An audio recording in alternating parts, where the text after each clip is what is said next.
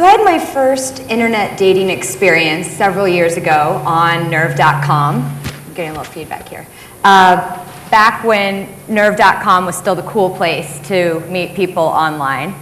And during that initial internet dating stint, I went on 2 dates. One with a very attractive music executive who continued to sniff my scalp during dinner to see if we were pheromonally compatible.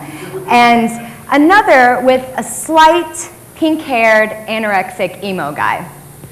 To be fair, I thought the pink hair was kind of hot, but I didn't learn about the anorexia until he only ordered broth for dinner and said he needed to lose some weight.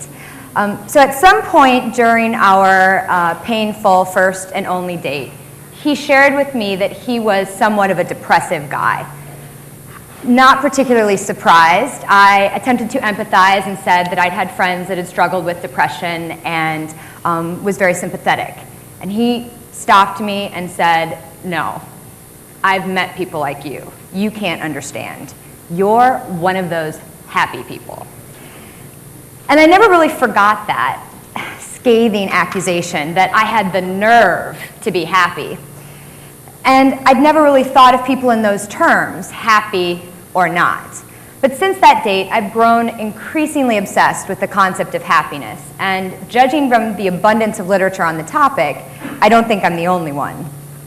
I've read books like The Happiness Advantage that told me how to be happier at work, Authentic Happiness, which uses positive psychology to create lasting positive feelings, The Happiness Project, a sort of do-it-yourself happiness guide. I revisited Mihai Csikszentmihalyi's concept of flow as it creates optimal, more satisfying experiences. I participated in the Track Your Happiness Project. Turns out I'm happiest on Thursdays when focused, while doing what I want to do but don't have to do when on a date or when interviewing someone. I'm also a sociologist, and I teach in the Department of Media, Culture, and Communication at NYU. So I'm sort of naturally obsessed with our relationships with technology and how they affect our human relationships. And so I felt compelled to examine these two concepts together. But first, what is happiness? How do we define it? Sean Achor in The Happiness Advantage defines it as follows. Happiness implies a positive mood in the present and positive outlook for the future. He adapts Aristotle's term for happiness, eudaimonia, which translates as human flourishing, a life of purpose and direction, suggesting that happiness involves striving after our potential and not merely a stagnant state of being. But what is digital happiness? Or what does it mean to be happy in a digital world? Our lives are increasingly mediated, but are we happier? In an attempt to answer this question, I developed a sort of happiness architecture, a framework for digital happiness in 3 parts. 1, 4 characterizations of the possibilities and capabilities of how technology affects happiness. 2, 4 dichotomies that arise as a result of these categories. And 3, 4 areas of life and culture transformed by digital happiness. Since the mid-20th century, technology and our relationships with it have evolved enormously. From the ENIAC to the internet to smartphones, we've become increasingly connected and digitally mediated. Albert Einstein also examined the relationship between technology and happiness. Why does this magnificent applied science, which saves work and makes life easier, bring us so little happiness? The simple answer runs, because we've not yet learned to make sensible use of it. So here are 4 areas in which we are making a concerted effort to make sensible use of technology in an effort to create more of those happy people. 1, identify. Technology has the power to identify networks, relationships, wants, and needs. The statistic thrown around these days is that somewhere between 20 to 30% of couples meet online, making internet dating sites like How About We critical to the identification of would-be suitors. But it's not just potential romantic partners identified by technology. Startups like Sonar prove that strangers are really just friends of friends we're yet to meet. Technology identifies outlets for happiness and fulfillment that would otherwise be left to serendipitous situations. 2, connect. An apt study entitled Very Happy People found that the one thing that distinguishes the happiest 10% amongst us is the strength of our social relationships. If that's true, then mobile group chat apps GroupMe and fast society are making us happier. But whether the connections are long-lasting, like those fueled by GroupMe, or one of fast society's short-term flings, these connections foster well-being. And technology allows us to connect with more people more frequently, significantly raising the ceiling for our connection-related happiness quotient. 3, track. Life tracking can have many positive effects on your well-being, on everything from your pocketbook to your health. Startups like Mint, Recycle Bank, and Voy URL track your spending habits, green action, and browsing patterns alike. But is there a risk to this self-tracking? Sherry Turkle suggests that this incessant tracking, or life logging, encourages people to live for the record instead of the moment, begging the question, are we less happy when we detach from the present and plan for the future? And must it be either or? 4, order. Technology has the power to order relationships, schedules, responsibilities, interests, and tasks. We can organize all of our daily deals into one place, collect our thoughts on virtual sticky notes, and even order and share the things we love. These virtual tools systematize our lives, creating efficiency and clarity amidst the digital and physical noise. These tools are the virtual equivalent of spring cleaning. As the saying goes, cleanliness is next to godliness, and I like to think God is one of those happy people. But technology isn't just a happiness-producing machine, and some would argue it's actually more of a hedonic treadmill. With these possibilities and capabilities come dangers, challenges, pitfalls, and some not-so-happy scenarios. So let's examine 4 dichotomies of digital happiness. 1, connect versus disconnect.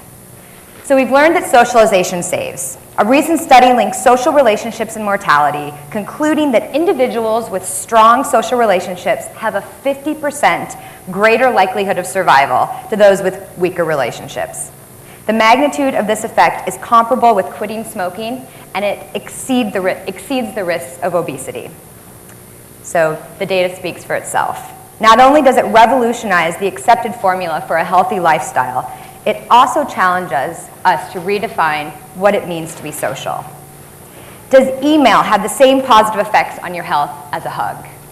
Can friending someone on Facebook lead to the same sort of enhanced longevity that comes from meeting someone for coffee? So we've established that connection leads to happiness and disconnection leads to loneliness or even death. But is this theory only valid up to a point? Can too much connection actually impede on happiness? Some people argue for periodic media fasts, a sort of technology cleanse where one refrains from using as much technology as possible for a set period of time. The Sabbath Manifesto and the National Day of Unplugging are committed to slowing down lives. In my media and identity class, I asked my students to abstain from using as much technology for as long as possible. Some go cold turkey, while others restrict it to only a single social media channel. Last semester, I had one student who cut himself off from Facebook for 24 hours and nearly had a panic attack. So what's the value in this sort of disconnecting? In solitude, we might find stillness. Disconnection can create an in-between place, a sacred space, that fuels creativity and identity construction and ultimately makes our points of connection and re-immersion into the connected life that much richer. 2, give versus take. Edward Castronova has announced the emergence of a fun revolution, predicting that if the real world wants to remain unchallenged and relevant, it will need to become more fun. Some have declared gaming the future of social media, but is it the future of socialization? Individual success in social gaming is rooted in gift reciprocity. Crops are watered, soil is tilled, and berries are planted, all in the name of neighborly love. And showing gratitude and participating in random acts of kindness are regularly cited as 2 of the most happiness-inducing activities, which means there are a lot of virtual farmers experiencing very real happiness. But relinquishing privacy is at the core of social media's recipe for success.